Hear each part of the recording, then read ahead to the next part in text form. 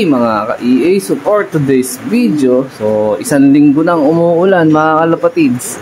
Ayan, kabababa lang ng mga ibon nating mainang nilalang na ibon. Ayan, tapos nag-reset up nga pala tayo ng mga ano natin dito. Yung mga nailagay, wala na dito yung breeder sa ilalim, yung mga young bird to na pina-ending natin, tsaka yung mga meron na may-ari. Yung iba nating breeder, nilipat muna natin dito sa kanilang dating mga pwesto. Ayan. So nagbigay lang tayo ng natural antibiotic natin ngayong araw. Ayan. Medyo maputla yung ano natin, painuman natin sa kanila. Pero may halo kasing natural antibiotic yan. Yung mga nilaga-laga natin. Ayan. So kagabi grabe struggle ko pa uwi galing sa trabaho dahil marami ako na daanan na matataas na baha pabalik dito sa Bulangan. So thankful naman nakabalik ako or nakauwi naman ako ng maayos dito. Kaya lang napakahirap po ng biyahe namin talaga, o ng biyahe ko kagabi. Halos sumuko na ako sa dami ng bahang nadaanan. Ayan. Tapos ito yung imported natin na bala kong ikasa this coming season ng breeding. Gawa ng magsusuksok ako ng mga pang summer natin next year. So isa to sa mga napipisil ko na i-breed. Yun nga lang, wala pa akong pamaris na ano dito, na hen. Ayan. So ewan ko kung makakahanap tayo ng Taiwan na hen, parang pamaris dito. Yung kausap ko na nakaraan, naunahan na ako. Nakuha na raw yung Taiwan na hen. Sayang.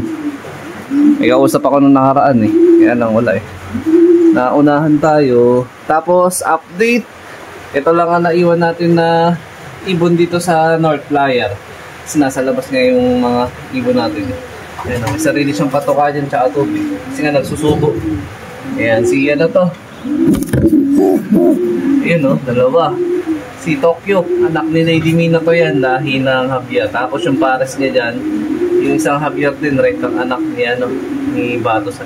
O baka merong mapatipo, mapapuso. Ayan, i-out ko yung anak nila dyan.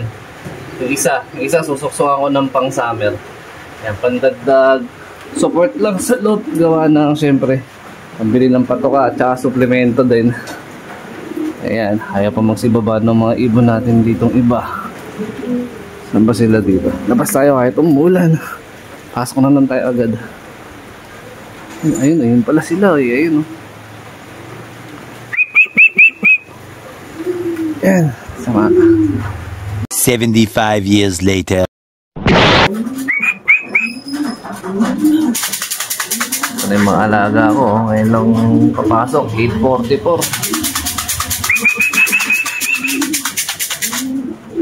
Ayan, masarap yung ligo nila sa ulan.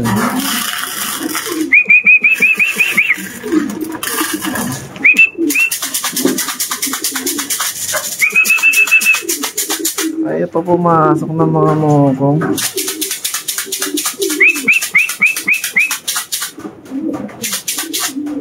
Yan, medyo tumila na yung ulan. Ambon-ambon na lang. Kanina bumuhos na naman ang malakas basang-basa ang mga loko.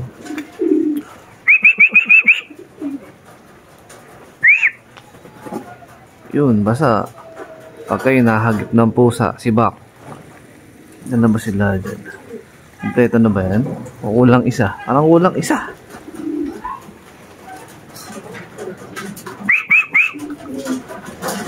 Ano na bang pumasok dito? Wala pa Saan yung isa? Di ba siyam kayo dapat dyan? Bilangin natin. Baka umentad na yung iba.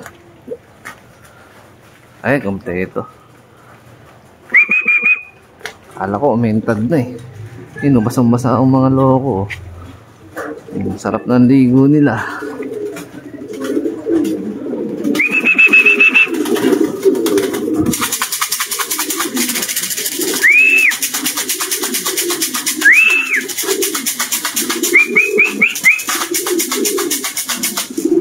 A few moments later.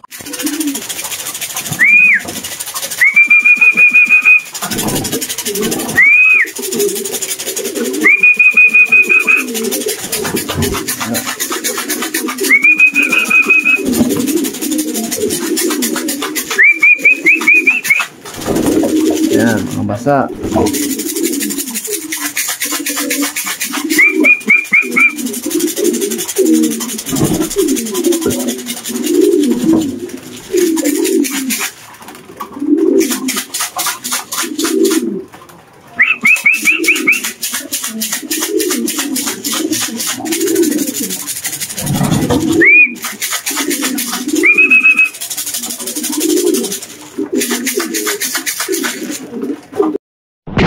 75 years later. Okay, bali meron ako dito tatlong cock na wala pang pares at hindi natin yung nagagamit.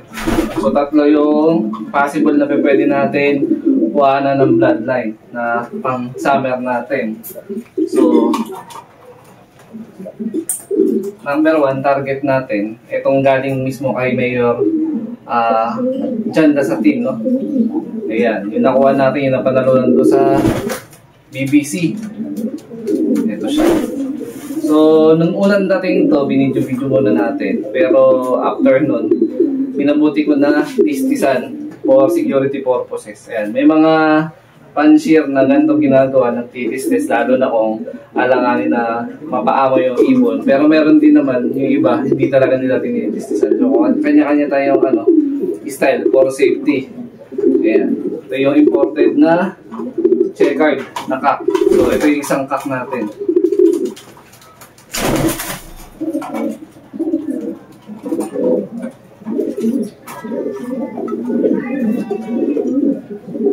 Tapos ito naman yung isa na siguro mga 2 months ko na rin itong napahinga. Nakasako na ito ng mga nakaraan eh. Nakuhanan ko na rin ng bloodline. Ito is galing naman kay Sir Michael Tolentino. Ayan. Rektang anak to nung solo clocker ng from MacArthur pabalik ng Bataan. Ang kulay nung tatay nito parang almond ata. So ito, red bar. Yan, may tis-tis din. Pero ito maama naman to kay Sir Michael. If ever na makawala sa atin, may lipad sa kanya to ng south, pwede sa kanya bumalik. So makukuha naman natin sa kanya to kay Sir. Nakuha ko to nung last year lang din. Ito, nakapahinga. Pero pwede ko na rin itong ikasa kasi maganda na ulit yung kondisyon niya.